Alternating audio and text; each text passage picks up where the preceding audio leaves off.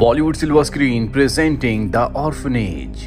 साल 1975 स्पेन के एक ऑर्फनेज को दिखाया जाता है जहां पर 6 बच्चे आपस में खेल रहे होते हैं, जिसमें से एक लड़की का नाम लॉरा है। लॉरा को ऑर्फनेज से एक फैमिली अडॉप्ट कर लेती है।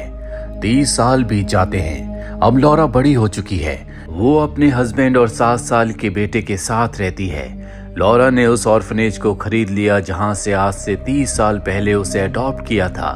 दरअसल एक बार फिर से वो उस ऑर्फनेज को उसी तरह से बनाना चाहती है जिस तरह से वो 30 साल पहले था। वो उस ऑर्फनेज में रहकर कुछ बच्चों को अडॉप्ट करना चाहती है। जल्दी वो अपनी फैमिली के साथ वहां पर शिफ्ट हो जाती है। एक दिन जब वो अपने हस्बैंड के साथ ब्रेकफास्ट कर रही होती है, तभी उसका बेटा वहां पर आता है जिसका नाम सिमोन है। सिमोन कहता है कि यहाँ पर मेरे कुछ इनविजिबल फ्रेंड्स हैं जिन्हें मैं ही देख सकता हूँ। लॉरा और उसके हस्बैंड को लगता है कि सिमोन मजाक कर रहा है, इसीलिए उसकी बातों पर ज्यादा ध्यान नहीं देते।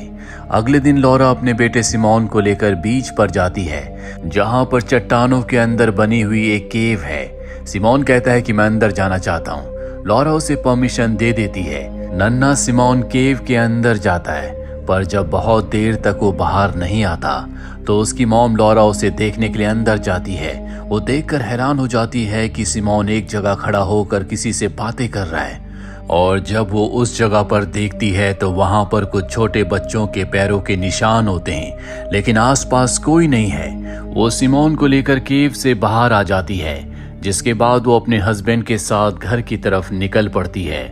लेकिन जब सिमोन अपने मॉम डैड के साथ घर की तरफ जा रहा होता है तो रास्ते में वो शेल्स छोड़ रहा होता है, मानो जैसे वो किसी को अपने घर का रास्ता दिखा रहा हो। वहीं अगले दिन इनके घर पर एक डॉक्टर आती है जो सोशल वर्कर भी है। वो लॉरा से सिमोन के बारे में पूछती है और बताती है कि जब तुमने उसे अडॉप्ट किया था उससे पहले मैं उसके केस को हैंडल कर रही थी। दरअसल उसे खतरनाक बीमारी है। वो बताती है कि उसका इलाज मैं अब भी करना चाहती हूँ।